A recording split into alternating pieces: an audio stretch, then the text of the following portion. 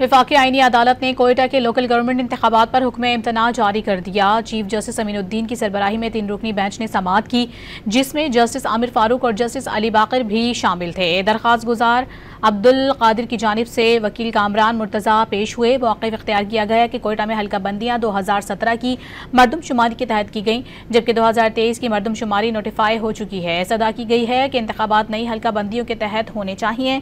अदालत ने हुक्म इम्तना जारी करते हुए फरीक़ैन को नोटिस भेज दिए।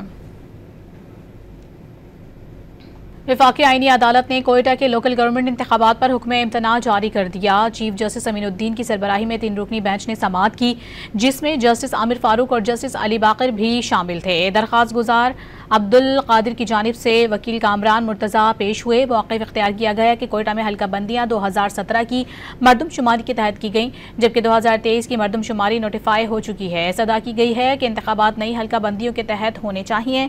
अदालत ने हुक्म इम्तना जारी करते हुए फरीक़ैन को नोटिस भेज दिए।